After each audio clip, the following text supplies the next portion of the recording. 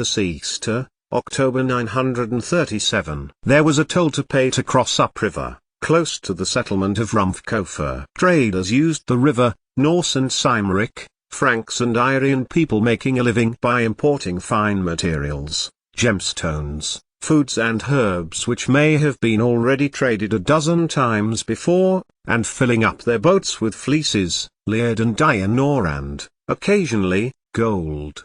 But now, even this once thriving village was deserted. No one could make a living here now, not by trading, not by working the land, not when hordes of enemy drove them away, burnt their settlements and killed their cattle for no reason other than to watch the horror in the faces of the people, to cause mischief, and trouble, for the sake of it. Those villagers were now refugees and were lining the northern bank of the Meuse, hoping that they could beg or trade a crossing. Still others were heading further inland, to ford the river where they could, risking death from the incessant raids and violent attacks that were happening about them. Too many atrocities, too many people who had been gutted, with their innards waiting to be a feast for the ravens. Too many men castrated, too many women raped, blood over clothing as they lay dead in hedgerows and ditches. Children pitched onto spikes or cooked over fires, little heads lolling limply over a spit, blackened from fire. Dead animals, gone low starvation, for there was no one to tend them. Horrors, all too many. So much that the horror was numbing. Osrith refused her mind's call to think of the aldermen she knew, of the lords, of the king, of the Mormers, for it was too much for her mind to connect the people she held so dear to the atrocities that had been committed in Northumbria by warriors bent on mischief. Broken, that was what the world felt like. Broken, on fire, unimaginable horrors. Osrith closed her mind to it, coward that she was. She knew it. Coward. She had fled Constantine, fled Domhnall. We had the utmost honor for her. And for what? Berwick, England, Finan, number. She knew exactly why she had run, and it wasn't for a moral choice, or for love or honor. She had no honor in this. She knew exactly why she was running, but her mind would not admit it. Not yet. Derby, Nottingham, Stafford, they have all stopped minting coin in the king's name, Osrith heard one man say to another as she looked across the river. Osrith looked too, and wondered whether the barbarity had spread into Mercia. How much longer can this carry on? Said the other, as they waited, clearly with wealth, but not yet the means to cross the waters. Where is the law? Demanded the first. He looked tired, Osrith thought, tired from the strain of losing his home, perhaps, and carrying his worldly possessions in a filthy rag tied into a bundle in one hand. Why doesn't our King Aethelstan stop them? Why indeed? Asked the second man, who looked across the water. Maybe he is trying to. It was Osrith who spoke. She looked at the man, possibly a trader, still well kempt despite looking as if he had been on the road for some time, dirty clothing, what possessions he had in bundles similar to the first. He has a lot of allies. And you are trying to get to the allies, eh? The second man said, eyeing Osrith. I am a mere dispossessed warrior, Osrith replied, her hand to buoy. But it was only when the first repeated his friend's question that she replied, but yes, I am. He is at Cester. Then she asked the same question as she had asked as she had gone south, whose law does this land follow? This is England, said the first man. Aethelstan's law. Obviously. Obviously, repeated Osrith. Aethelstan's law. And Aethelstan's law meant, as long as she remained in England, she was not bound to Brehon law, and the wedding promise she had given before Constantine and his allies. She was not the wife of Domhnall Uineel. It also meant that she was again, for the first time in nearly 20 years, Lackland, an orphan, dispossessed, with no position, no place in this country to call home. There was only one place she could go now, and that was to her kin. That person had offered to shelter her, once. But shelter was not what Osrith needed. There was still fight in her, the will to put her sword where she felt it was needed. She could not go to stand beside Constantine again, not now, not when his allies had done this. But she could not blame him, either. He had been humiliated at Amont, humiliated at Dunnottar for refusing to attend at Cirencester when Aethelstan had summoned him to declare that Aethelstan was his overlord. Would she have done much different if she were him? If the threat of becoming a vassal in her own lands had been made real, Aethelstan had even reinstated him to be king of his own lands, a grand gesture and a humiliating one at the same time. He was king in his own right, the Gales and the Picts had been kings north of the Tuide, and, as far as the Roman wall, as Constantine was keen to remind Aethelstan, and to err between his allies, even further, back to the time of Arrian, down as far as Carthage, as far as Taliesin had written, and Osrith had seen the words written in Hywel's books at Deheubarth. Osrith could not blame Constantine, and still part of her would join him, if he asked her to. She would stand beside him to fight his enemies, and accept Domnall, if it were to be so. But his enemies were not hers. Mercia, Wessex. These kingdoms that made up the country now called England were not her enemy. If anything, they were her allies. Or what had she done all her life? So she had to come out of temptation's way, left the only country that she had ever called home, and abandoned the land she had acquired on marrying Sened, its people whom she cared for, to head into the country that Constantine, once her only friend in the world, was determined to eliminate. A line of refugees was heading south into the northern lands of Mercia, and a boat was heading back over the Meuse. Osrith had escaped many times from many different places with silver that she had managed to acquire over a lifetime of hiding it. Caligulid had been no different, and it was clear the scriptorium was never looked in, for the loose stone near the far wall floor was still loose and still contained hack silver that she had stolen from the Norse when they had surrendered at Caligulid's walls.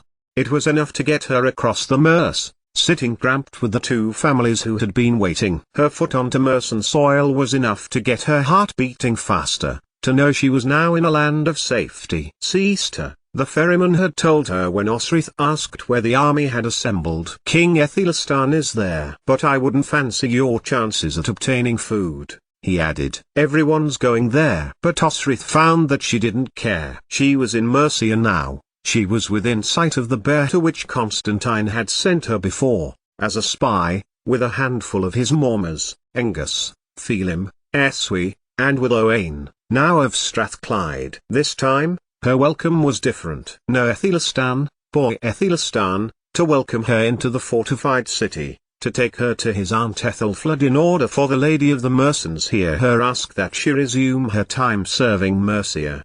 And there was time owing. Osrith knew that. Although it seemed like a burden, a trap at the time, when Ethelfled bound her oath to herself as leader of Mercia, and then to those who came after, would the bitch-hearted woman ever have realized that it was just that promise that meant she could, legitimately, be walking, wearily, towards her proud city.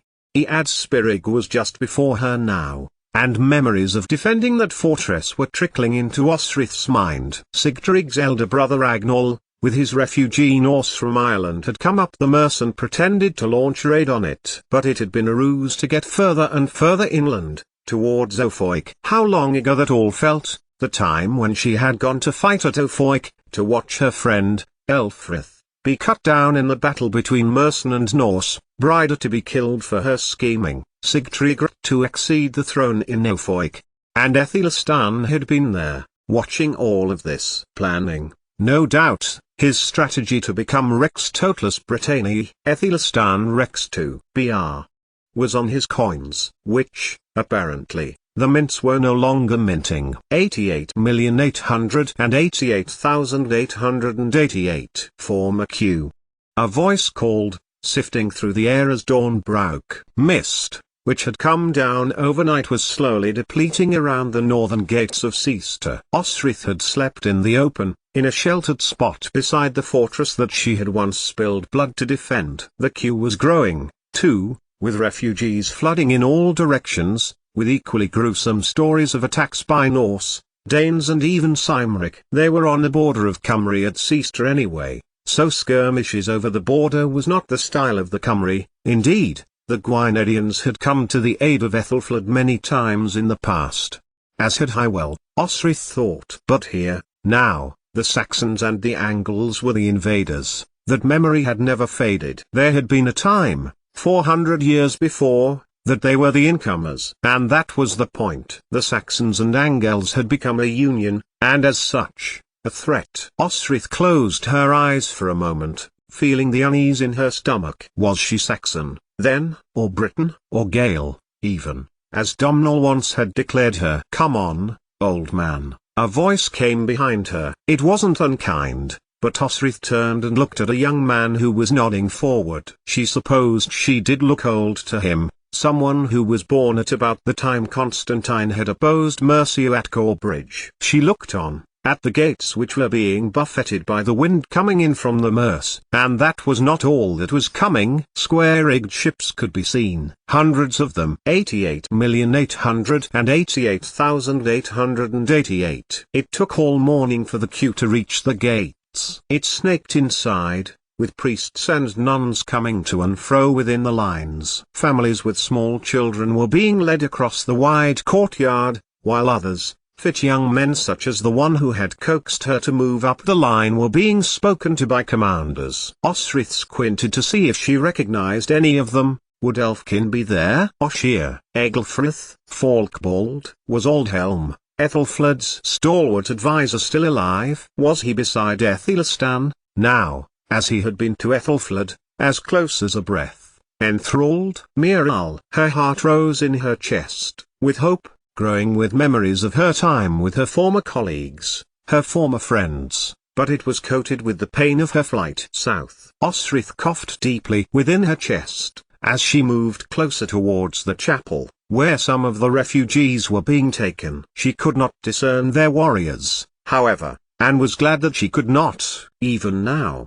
she did not even know why she was here. Finan would be here, somewhere, with Uhtred. But young Finan would be with Constantine. Young Finan. How could she be without him now? Yet, he was a man, and had chosen his side, beside Constantine. How Osrith wished it could have been different for him, for he had no land, had failed to find a place beside Finan, no legacy. He was no fighter, yet he had been brought up as a Gael from birth. Had Osrith never known Uhtred, for it was for his sake that she had fled to Wessex, would she be there, now, mother to Tagd's children, grandmother, even?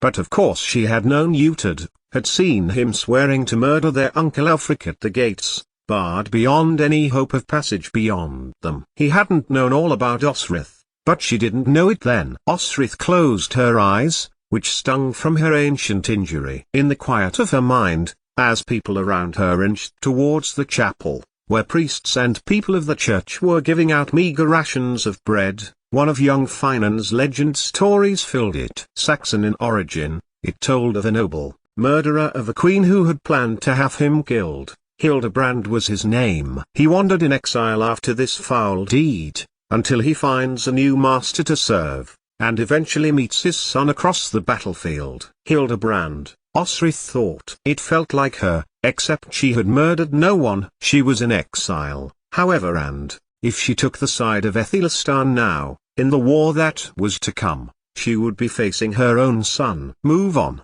came a voice from behind her, not harsh, but impatient. She was probably the 1,000th person he had had to hurry. An unending line of refugees, more had queued behind her, and Osrith noticed that the queue had moved up, nearer to the door.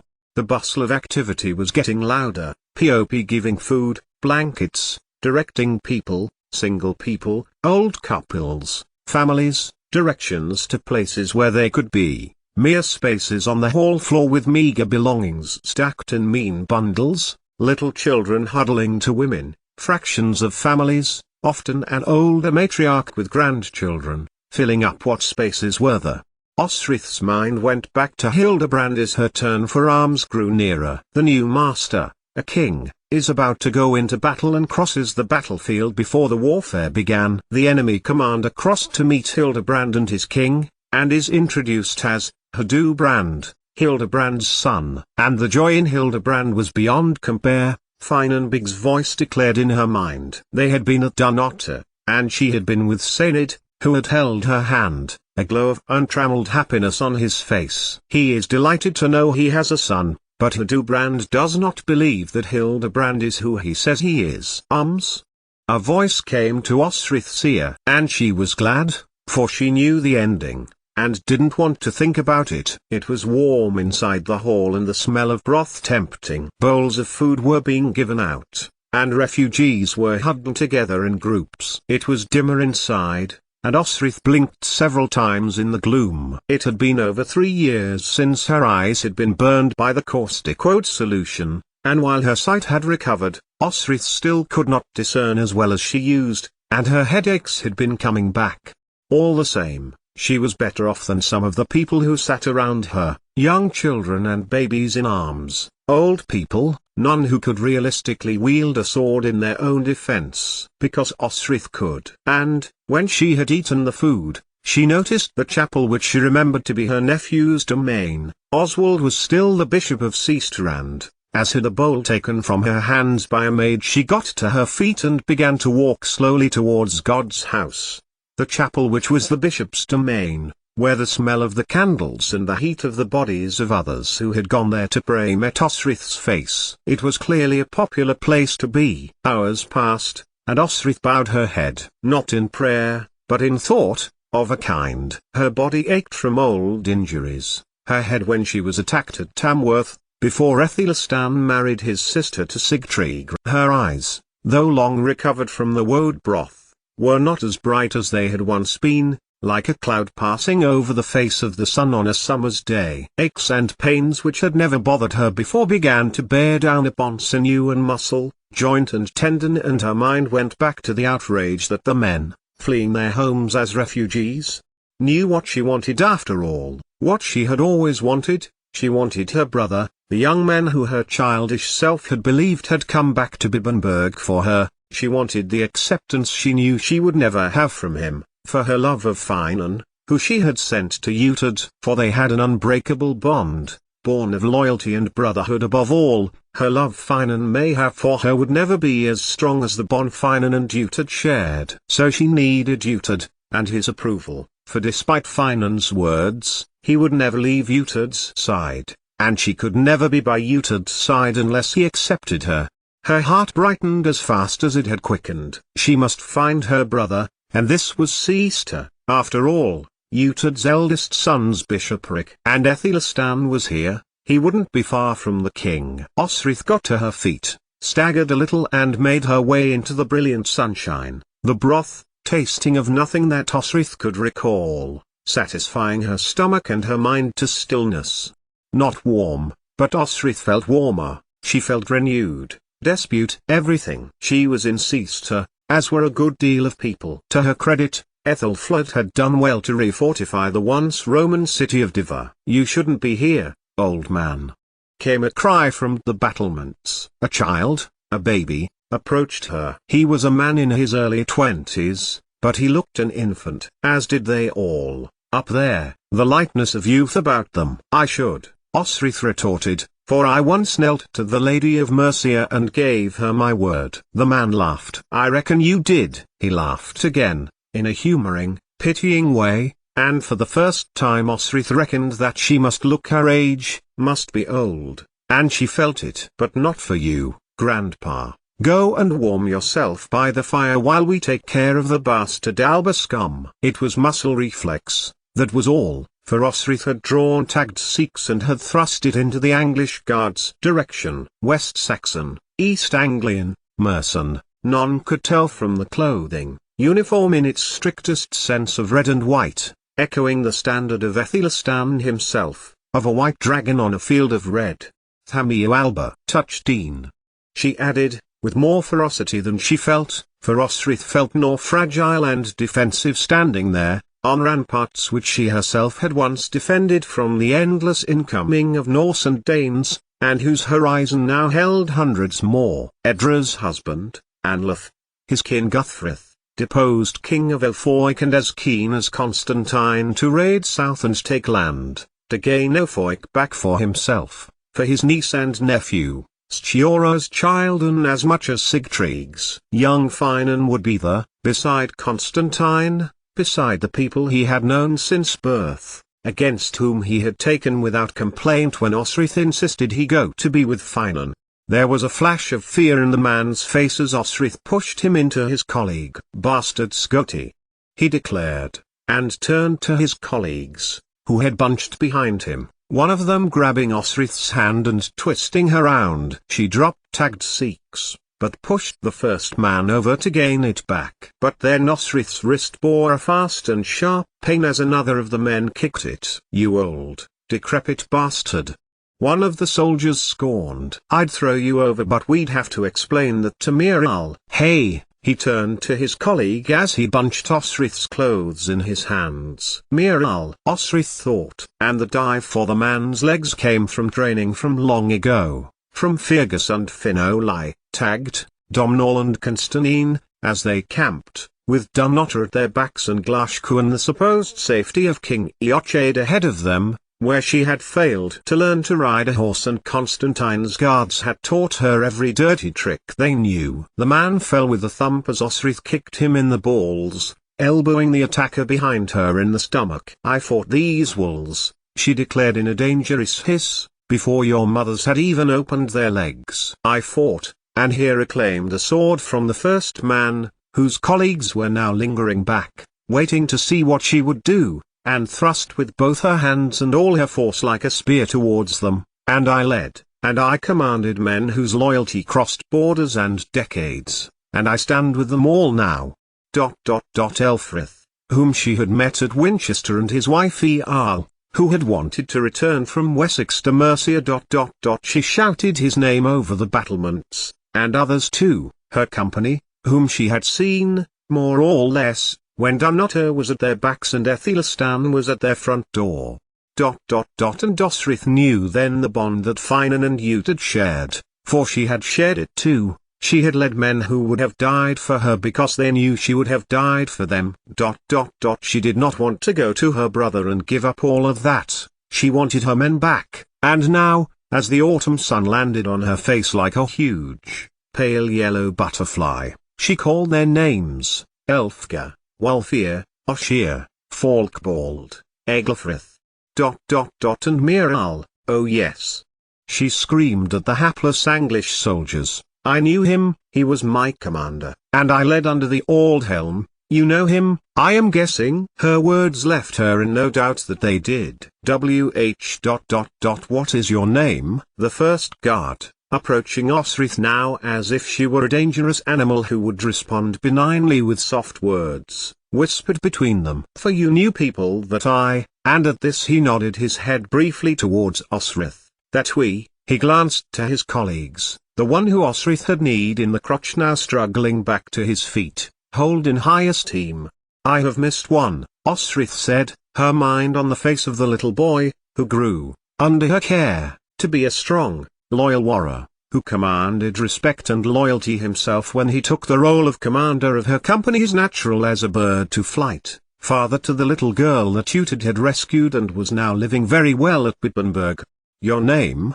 the first soldier prompted, and leaned across to Osrith as if he were about to say something else. But whatever he was about to say, it was never uttered, for at that moment, a dreadful commotion came to the top of the gates. Wood was scraping open as chains pulled on it. But that was not enough for the intruders, who were hammering great chunks out of the outer side, in their haste to have it open. Osrith looked over the palisade. Despite her dim eyes, despite the waning sunlight, she could see a horror more than she had witnessed. Those demanding entry were carrying what looked to be a warrior. A man, at least. Possibly. He was Inglaland, wearing Athelistan's colors of a red field and a white dragon, but his body had been attacked beyond all recognition of the human he had once been. His head had been caved in, and where he had been injured his brain was exposed to the air. At his side, his entrails had been pulled. But the worst was yet to come. His back, cold to the afternoon air now, was red, not from a livery but from the mutilation that was his back had been cracked, his ribs turned away from his spine, and his lungs pulled out of his chest cavity. The blood eagle. Osrith heard the words that her mind was pronouncing, only they came beside her, uttered with fear by the young warriors who had been, up until then, cocky youths high on action. She hurried past them, down the steps, and into the courtyard as more people were bringing in more bodies that had been subjected to the hideous assault.